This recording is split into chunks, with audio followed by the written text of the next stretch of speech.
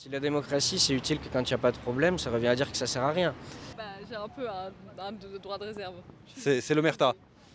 On l'a vu, des groupes pharmaceutiques qui, sous couvert de certaines paniques, en profitent pour s'en mettre plein les fouilles, il ne faut pas le cacher.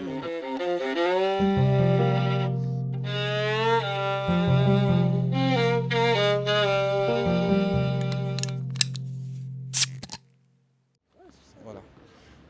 Alors, ça tourne? Ça tourne. D'accord. Très prochainement, il y aura le traité de l'OMS qui sera ratifié par de nombreux États mondiaux. Ce traité prévoit que les États remettent leur autorité dans la gestion des pandémies entre les mains de l'OMS. Et il y a un petit problème, c'est que l'OMS se trouve le détenteur des deux bouts de bâton, c'est-à-dire que c'est eux qui déclarent s'il y a une pandémie mondiale ou pas.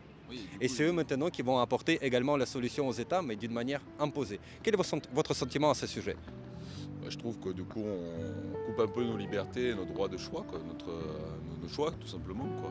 C'est que finalement ils ont tout pouvoir tout devoir sur l'individu et que c'est un peu. Je trouve que c'est beaucoup de responsabilités mises dans une seule main. Donc je trouve que c'est un peu limite. Est-ce que vous connaissez qui est le directeur de l'OMS là actuellement? Alors c'est Tedros Adhanom Ghebreyesus. Je crois que c'est un espèce de complot son nom de famille parce que personne ne peut le prononcer, donc personne ne sait qui c'est.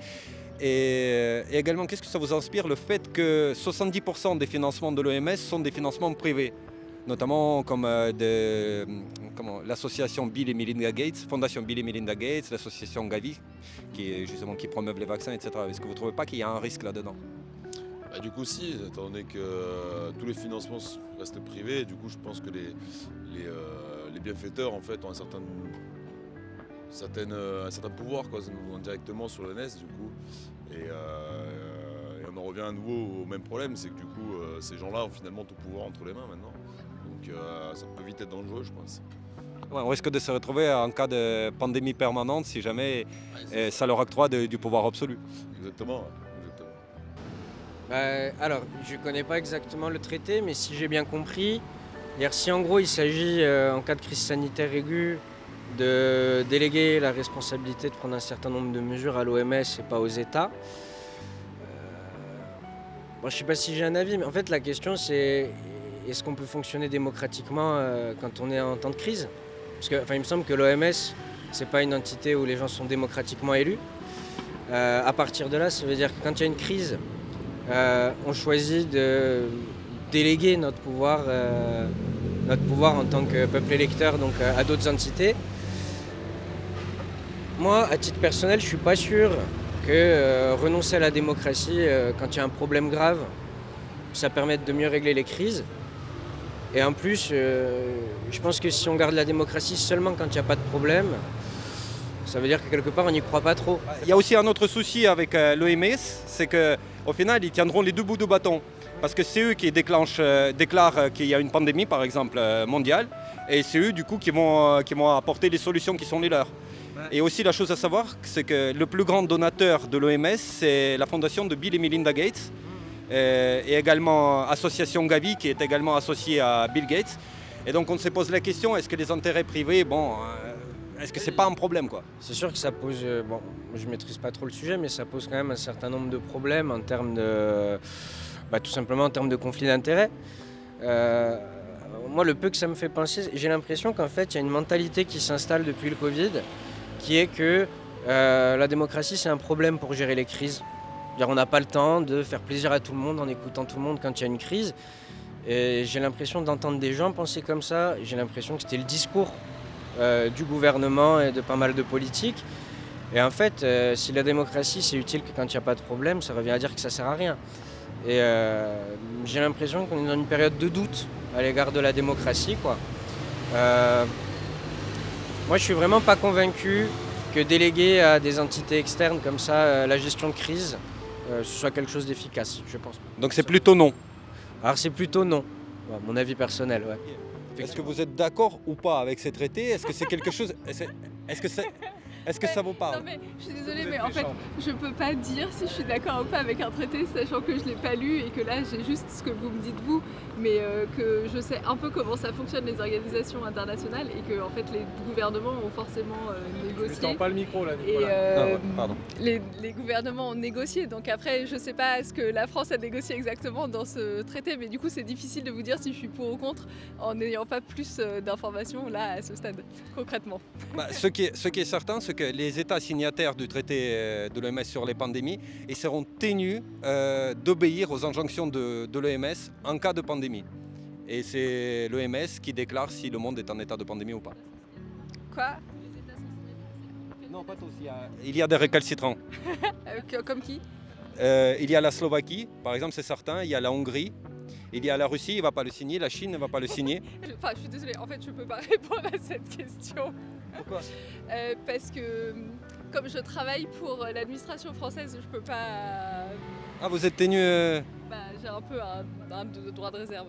C'est l'omerta. Non, c'est juste, je suis pas au courant, mais je peux pas m'exprimer sur un sujet.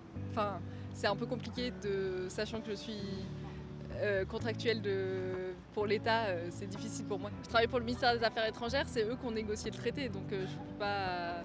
C'est difficile. C'est la maison mère. Ouais, c'est difficile. Enfin, je suis désolée, mais là, je peux pas. On va vous flouter. Mais même. Promis. Sur la Nouvelle-Calédonie, du coup aussi. Non, non, c'est pire encore, laisse tomber. C'est encore pire. C'est pire. Non, rien du tout. Rien du tout.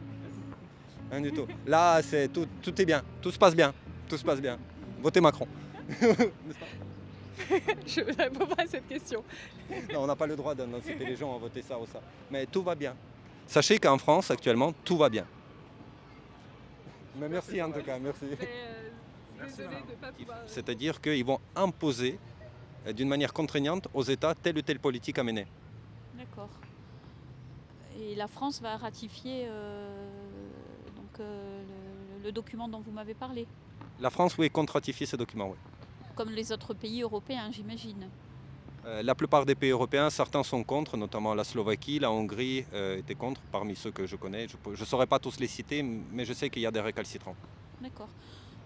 D'un côté, certes, on va sûrement perdre le libre arbitre, mais d'un autre côté, si, comme vous dites, en cas de pandémie et d'obligation pour la santé, on est bien obligé aussi de se rallier à un avis international, et surtout concernant voilà, les pandémies. À mon avis, on n'a pas trop le choix. On est quand même, on dépend de l'OMS, ou du moins il vaut mieux suivre leurs conseils. Voilà, c'est mon avis. Mais est-ce que le fait que 70% de financement de l'OMS sont issus des privés et des organisations privées, donc qui ne posent pas un espèce de conflit d'intérêts, ils auront l'autorité de déclarer la pandémie, mais également Probablement, mais après il faut voir si les intérêts ce sont des laboratoires ou des lobbying, ou voilà, comme d'habitude. Le problème, il est là. Par exemple, il y a une organisation comme la Gavi, c'est une organisation qui a été cofondée également par Bill Gates, qui promeut la vaccination en général. Et donc derrière, il y a les intérêts évidemment des compagnies pharmaceutiques Voilà. qui produisent ces vaccins. Et donc quelque part, on déclare la pandémie. Et si l'OMS dit « Ah bah regardez, il faut vacciner absolument la population », ils peuvent le faire sous l'impulsion justement de ces organisations et du Big Pharma. J'entends bien. Et le problème là, c'est à la fois d'être toujours comme d'habitude, à la fois décideur et voilà, et partie prenante. Donc c'est un peu compliqué, quoi. Juge et partie. Donc ça c'est. Exactement. Ça c'est pas très juste. Voilà. Mais après, si la France ratifie, j'imagine que au niveau du ministère de la Santé, etc., il y a déjà des personnes qui se sont penchées sur cet état de fait, et que bon, il y a peut-être plus d'intérêt à suivre leur avis que ne pas le faire. J'imagine qu'il y a une bonne raison. Donc est-ce que vous pensez qu'en France, il n'y a pas suffisamment de compétences au niveau médical pour pouvoir avoir une espèce d'autonomie au niveau de la gestion des crises sanitaires? Il faudrait, mais quand ce sont des pandémies mondiales comme on l'a vécu avec le coronavirus, le problème, le Covid, je veux dire, le problème c'est que, voilà, comment est-ce que... Le problème, il est là. Quand c'est international, la France ne peut pas décider toute seule dans son petit coin. On a vu ce que ça a donné d'ailleurs. Souvenez-vous, au début, il ne faut pas mettre le masque, c'est très compliqué. Oui, finalement, il faut le mettre. Il ne faut pas se vacciner. Oui, finalement, il faut se vacciner. Pendant ce temps-là, il y avait des gens qui mouraient quand même tous les jours. Donc, c'est compliqué. On a des compétences, mais peut-être pas suffisantes. Les virus et globalement les pandémies, ils sont très dépendants d'énormément de facteurs au niveau des pays. Le taux d'humidité, les températures, donc la saisonnalité. Et tous les pays du monde ne peuvent pas apporter exactement la même réponse. C'est sûr que si c'est juste pour une petite grippe ou une épidémie de gastro-entérite, effectivement, on est capable, on est à même de soigner cela en France correctement. Et on n'a pas besoin de l'avis d'une organisation mondiale. Mais s'il s'agit de pandémie, on est bien obligé de se rallier à l'avis de spécialistes, entre guillemets, de la question. Est-ce que globalement vous seriez pour ou contre une gestion extrêmement centralisée de ce genre d'événements comme les crises sanitaires? Non, moi je suis plutôt contre et de toute façon moi je suis contre l'obligation. Donc moi ce que je souhaite et souhaiterais c'est qu'on puisse donner des conseils et expliquer à la population que par exemple il vaudrait mieux se faire vacciner mais ne pas obliger les gens à se faire vacciner par exemple pour circuler librement, etc. Parce qu'il y a quand même la question du libre arbitre et ça maintenant on a assez de recul et malheureusement on est passé par là donc on a bien vu ce que ça a donné et moi j'estime que chacun en son âme et conscience doit être capable de prendre la décision si c'est son intérêt de se faire vacciner ou pas, par exemple pour prendre cet exemple-là. Donc je ne suis pas trop pour des obligations. Quel est donc votre sentiment concernant ces traités de l'OMS sur les pandémies? Après moi c'est surtout par rapport à la crise qu'on a eue par rapport au Covid, des règles qui ont été décidées et qu'aujourd'hui on voit les résultats. Il y a, par rapport au vaccin, qu'ils n'ont pas rendu obligatoire, mais que les gens étaient plus ou moins forcés de se vacciner, sinon ils ne pouvaient plus travailler dans certains milieux ou plus sortir, plus rien du tout. Donc ça n'a pas été rendu obligatoire, mais on n'en était pas loin. Alors d'après ce que vous me dites, ça peut être... moi ça m'inquiéterait quand même. Oui, des décisions de leur part qui sont rendues obligatoires, et bien évidemment que beaucoup des différents présidents... s'ils suivent l'OMS, ça peut être compliqué parce que si c'était des gens de bonne foi, mais bon, j'ai un gros doute là-dessus quand même. Là oui, justement, l'OMS il tient un peu les deux bouts de bâton, à savoir c'est eux qui sont les détenteurs de l'autorité pour dire si dans le monde il y a une pandémie ou pas, et d'un autre côté c'est eux qui donnent des solutions pour régler les pandémies. Donc quelque part, demain ils peuvent dire oui nous sommes en état de pandémie et vous devez faire ça, ça, ça et ça, et ça les met dans une situation d'avoir le pouvoir absolu quelque part sur les pays, sur les individus. Ah oui, complètement, parce que... après, je reviens au Covid, parce que c'est ça qu'on a été marqué. Mais avec la panique, avec des virus qu'on ne contrôle pas, qu'on ne connaît pas, il y a certaines règles qui peuvent passer, qui vont à l'encontre des droits des citoyens.